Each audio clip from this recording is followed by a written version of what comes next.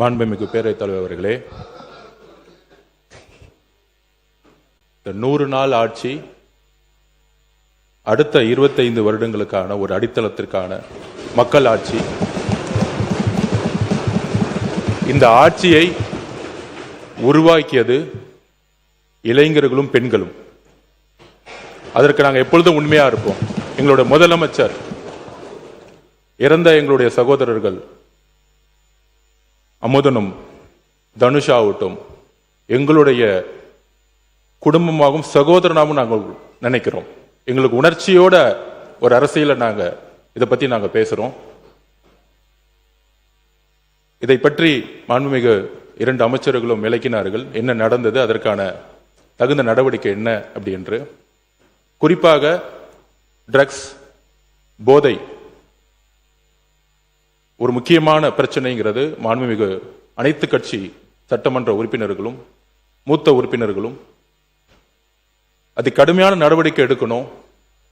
காவல்துறை உடைய அறிக்கையை மட்டும் நீங்கள் நம்பாதீங்க அப்படிங்கிறத பதிவு பண்ணாரு. குறிப்பாக கம்யூனிஸ்ட் கட்சியுடைய தோழர் ஆகட்டும், அதிமுகவுடைய சட்டமன்ற உறுப்பினராகட்டும், அனைத்து கட்சி உறுப்பினர்களாகட்டும், நாங்கள் உறுதியாக கூறுகிறோம், காவல்துறையுடைய அறிக்கையா இல்லை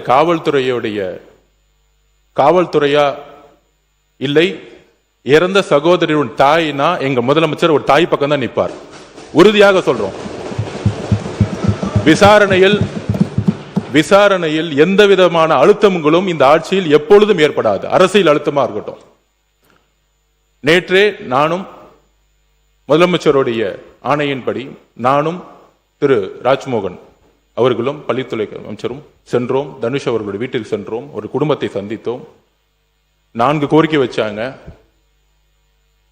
கிட்டத்தட்ட 12 பேர் கைது செய்யப்பட்டிருக்கீங்க. இன்னும் சில பேர் இதில் இருக்காங்கன்னு சொல்ல உடனடியாக முதலமைச்சரோட கவனத்துக்கு சொன்ன விசாரணை நடந்துகிட்டு இருக்கு. இறந்த தனுஷோடைய அடக்கம் இடத்துல ஒரு கல்லறை வேணும்னு சொன்னோம். உடனடியாக முதலமைச்சர் அந்த கல்லறைக்கான இடத்தை ஐடென்டிஃபை பண்ண சொல்லியிருக்கிறாரு. அவர்களுக்கான வன்கொடுமை சட்டத்தின்படி அவர்களுக்கான உரிய இழப்பீடை இன்றைக்கு கலெக்டருக்கு கொடுக்க சொல்லி முதலமைச்சர் உத்தரவிட்டிருக்காரு. இதோடைய வெளிப்பாடுதான் தற்போதைய ஆட்சி பொறுப்பேற்ற உடனே மாண்புமிகு முதலமைச்சர் அவர்கள் கையெழுத்து 3 திட்டங்களில் anti narcotics task force ANTF திட்டம் ஒன்றாகும். இத்திட்டத்தின் முக்கியத்துவம் கருதி இத்திட்டத்திற்கு ரூபாய் 264.14 கோடி நிதி மாண்புமிகு முதலமைச்சர் அவர்களின் உத்தரவுப்படி ஒதுக்கீடு செய்யப்பட்டு மாநிலம் முழுவதும் 65 ஆன்டி நார்கோட்டிக்ஸ் டாஸ்க் போர்ஸ் அலகுகள் உருவாக்கப்பட்டுள்ளன. எனவே இந்த அரசு தமிழ்நாட்டிலிருந்து போதைப் பொருள் பழக்கத்தை அடியோடு வேறிருக்க வேண்டும் என்பதில் மிக உறுதியாக உள்ளது. இந்த நடவடிக்கையில் அரசு எந்தவித சமரசமும் செய்து கொள்ளப் போவதில்லை. ஆனால் நான் குறிப்பிட்ட கம்யூனிஸ்ட் தோழர்களை பத்தி பேசினேன், அதிமுக தோழர்களை பத்தி பேசினேன். நான் திமுக பத்தி பேசவே இல்லை. திமுகவுடைய எதிர்கட்சி என்ன சொல்ல வர்றான்னு தெரியாம நிறுத்துக்கணும். திமுகவுடைய எதிர்கட்சி அங்க 57 பேர் இருக்காங்க.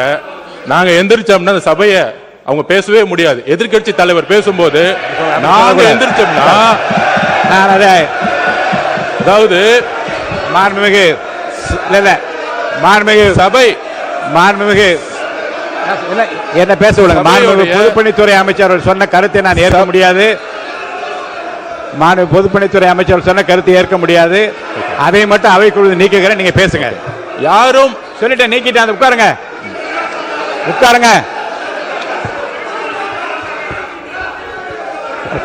உட்காருங்க. மாண்புமிகு பொதுப்பணி இல்லைங்க.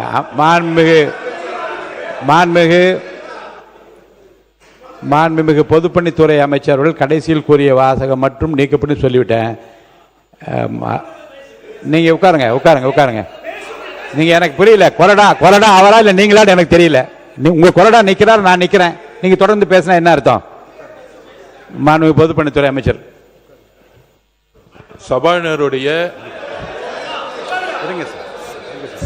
சபாநாயகருடைய உத்தரவுக்கு நாங்கள் கட்டுப்படுறோம்.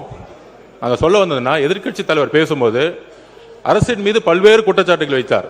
நாங்கள் ரொம்ப அமைதியா இருந்தோம். ஒரு குரல் கூட நாங்க பேசல. ஆனால் ஒரு ஜனநாயகப்படி எங்களுடைய கருத்துக்களை கேட்க வேண்டும். அதற்கு எதிர்க்கட்சி தலைவரா இருக்கும் கொறடாவும் அதுக்கு ஒரு ஆணையிடணும். நாங்க எந்திரிச்சு பேசும்போது குரல் கொடுக்கிறது அவைக்கு உடைய மரபு மீறிய செயல்ங்கிறத நான் திரும்பி பதிவு பண்றேன். அப்ப ஆதாரத்துடன் பேசுறேன். இப்பொழுது எதிர்க்கட்சி தலைவராக இருந்தவர் அன்றைக்கு டெப்டி சிஎம் இருந்தாரு. திமுக ஆட்சியுடைய இந்த போதை பழக்க வழக்கம் இந்த 100 நாள் ஏற்படுத்த முடியாது. இந்த போதை பழக்க வழக்கம் நாங்கள் திருப்பியும் பதிவு பண்றோம். 2020 வரைக்கும் 2020க்கு முன்பு தமிழ்நாட்டில் போதை கலாச்சாரம் இல்லை, உறுதியாக நாங்கள் கூறுகிறோம். ஆனால் இந்த கலாச்சாரம் எங்க ஆதாரம் இங்க இருக்கு. ஆதாரம் ஒரு பேச விட சொல்லுங்க. தைரியம் இருந்தால் என்ன பேச சொல்ல விடுங்க. பேசுங்க பேசுங்க. உண்மை இருந்தால் அமைதியா இருக்கணும். உண்மையற்றவர்கள் தான் சவுண்ட் கொடுப்பாங்க. உண்மை இல்லைன்னா பயம் எந்திரிச்சு கத்த ஆரம்பிச்சிருவாங்க. எங்க பக்கம் உண்மை இருக்கு, என்கிட்ட உண்மை இருக்கு.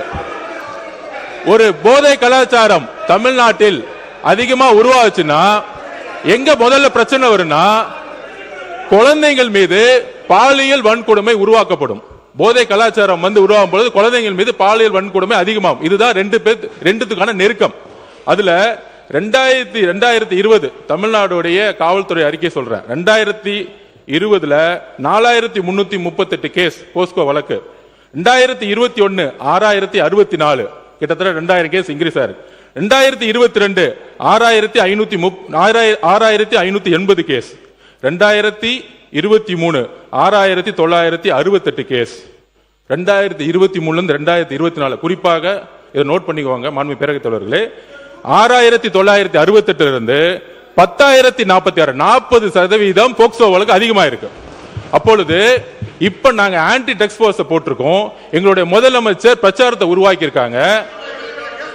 முக்கியமான இன்னொரு ப்ரூஃப் சொல்றோம். மாண்புமிகு எதிர்க்கட்சி தலைவர் இதை பத்தி சொல்லணும். முக்கியமான ஒரு ப்ரூஃப், பாலியல் தொந்தரவில் 2.5 வயது பெண் குழந்தை பலி. கற்பழிச்சது திமுக உறுப்பினர். 2.5 வயது குழந்தையை கற்பழிச்சது 2.5 வயது குழந்தையை கற்பழி திமுக உறுப்பினர். இதை பத்தி இதற்கு முன்பு டெப்டி சிஎம் இருந்த இன்றைக்கு எதிர்க்கட்சி தலைவர் 2.5 வயது குழந்தையை திமுக உறுப்பினர் கற்பழிக்க பொழுது என்ன பேசினார், என்ன நடவடிக்கை எடுத்தாங்க? போதை ஆன்டி ட்ரக்ஸ்க்கு எதிராக எத்தனை மீட்டிங் இந்த 5 வருஷமா பதிவு பண்ணாங்க.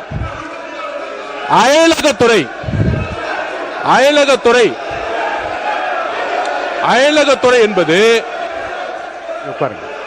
நீங்க உட்காருங்க.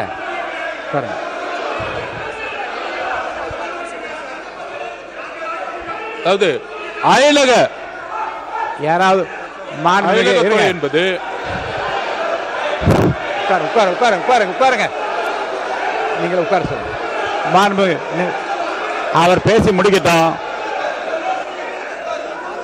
மாண்புமிகு பொதுப்பணித்துறை அமைச்சர் அவர்கள் நீங்க உட்காருங்க. நீங்க உட்காருங்க. மாண்புமிகு பொதுப்பணித்துறை அமைச்சர் வரிசையாக வகைப்படுத்தி சில ஆதாரங்களை கொடுக்கிறார். இருங்க, நான் வாய்ப்பு தருகிறேன். அவர் பேசி முடித்ததும் உங்களுக்கு வாய்ப்பு தருகிறேன். நீங்க சொல்லுங்க, பதில் சொல்லுங்க. விவாதமே கூடாது என்றதல்ல. மாண்பு உறுப்பினர் பாருங்க, 55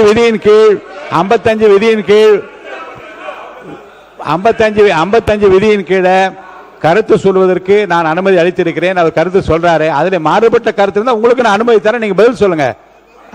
உட்காருங்க. பொதுப்பணித்துறை முடிச்சிருங்க. பொதுப்பணித்துறை அமைச்சர் முடிங்க. அடுத்து உங்களுக்கு தரப்போறேன். உட்காருங்க.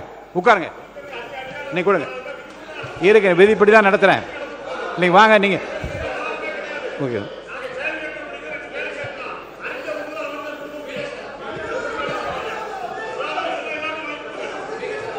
நான் எதிர்க்கட்சி தலைவருக்கு முழுமையா பேச வாய்ப்பு கொடுத்து தவறுன்னு சொல்றீங்களா? நீங்க அப்போ எவ்வளவு சொன்னார். நான் அமைதியான கேட்டு இருந்தேன். எல்லா உறுப்பினருக்கு அது பதில் சொல்ற உரிமை அவருக்கு இருக்கிறது இல்லையா? இல்லைங்க. மாண்புமிகு எதிர்க்கட்சி தலைவர் பேசுகிற போது கவன ஈர்ப்பு தீர்மானத்தை தாண்டியும் தமிழ்நாடு முழு நடந்த பல சம்பவங்களை சொல்லுகிற போது அமைதியா கேட்டு அதுக்கு பதில் சொல்வதற்கு உரிமை ஒரு கலெக்டிவ் ரெஸ்பான்சிபிலிட்டி மந்திரிகளுக்கு இருக்கிறது. முதலமைச்சர் இல்லாவிட்டாலும் கூட ஒரு கலெக்டிவ் ரெஸ்பான்சிபிலிட்டி அடிப்படையில் அமைச்சர்கள் பதில் சொல்லுவார்கள். அவர் பேசி முடிக்கட்டும். உங்களுக்கு தர வாய்ப்பு தர பேசுங்க. வாய்ப்பு தர பேசுங்க. சொல்லுங்க. மாண்புமிகு பேரவைத் தலைவர்களே, இந்த ஆதாரங்கள் எல்லாம் திமுக ஆட்சியில் போலீஸ் கொடுத்த அறிக்கை. இது தமிழக வெற்றி கழகத்தோட அறிக்கை கிடையாது.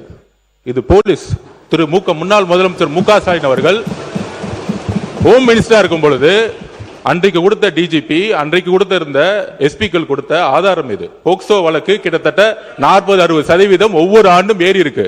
2.5 வயது குழந்தையை கற்பழித்து திமுக உறுப்பினர் எஃப்ஐஆர் போட்டது உங்களுடைய அரசு தான். அதை தான் நாங்க பதிவு பண்றோம்.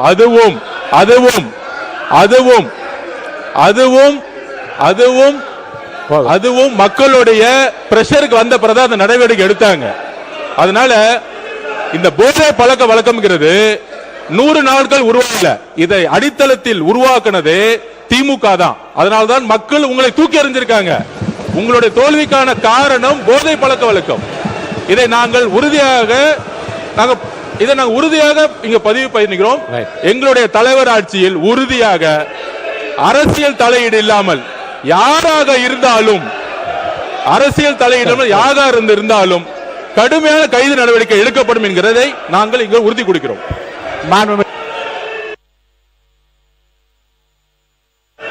மாநிலத்துறை அமைச்சர் அவர்கள் பேசிய பிறகு மாநில எதிர்க்கட்சி தலைவர் அவர்கள் நீங்க தொடர்ந்து இதை உங்கள் கருத்துக்கள் நீங்க பதிவு செய்யலாம். மாண்புமிகு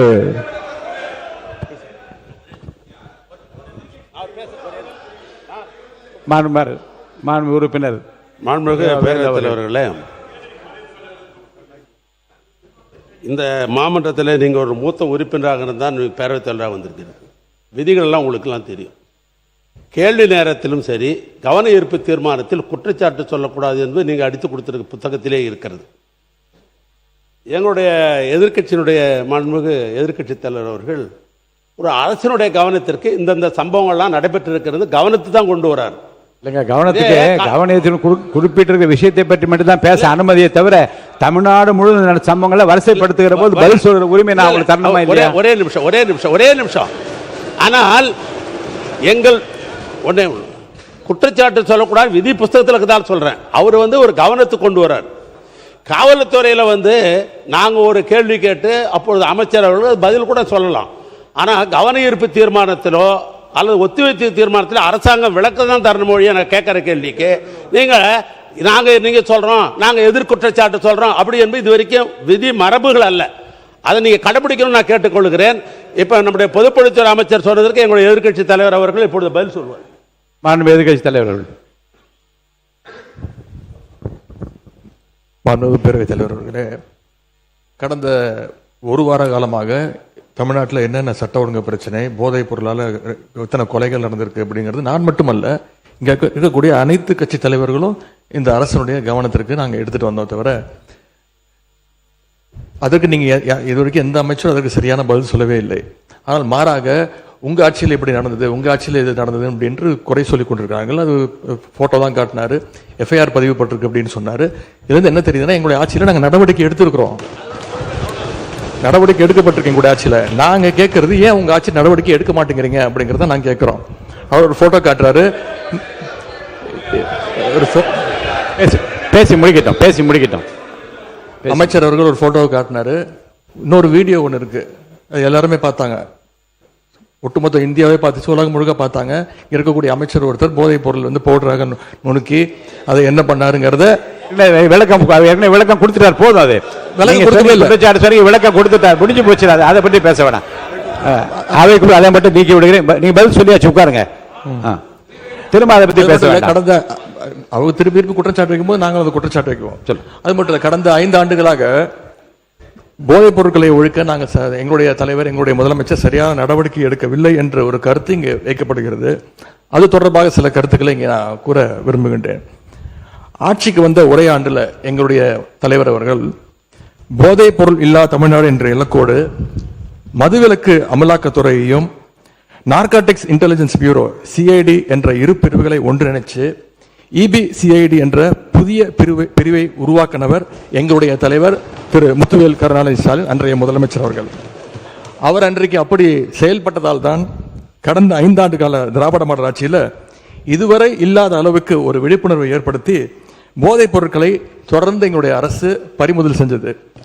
இது தொடர்பான புள்ளி விவரங்கள் தேவைப்பட்டாலோ அவர்கிட்ட இருக்கு, அமைச்சர்கிட்ட இருக்கு. கூடுதல் தகவல் தேவைப்பட்டாலோ அதை நாம் எங்கேயும் போய் தேட வேண்டிய அவசியம் இல்லை.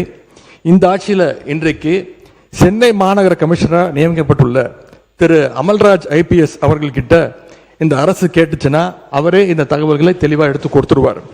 ஏன்னா அவர் தான் இன்னைக்கு கமிஷனர் இருக்கிறாரு. இந்த EBCID பிரிவை தலைமையேற்று நடத்தியவரும் அவர் தான். அவர்கிட்ட கேட்டால் கரெக்டாக சொல்லுவார், எத்தனை டன் கஞ்சாவை பறிமுதல் பண்ணோம், எத்தனை பேரை நாங்கள் கைது செஞ்சிருக்கிறோம், சிறப்பு புகார் எண்கள் எத்தனை அறிவிச்சோம், விழிப்புணர்வு நிகழ்ச்சிகள் எல்லா டேட்டாவும் அவர்கிட்ட இருக்கு.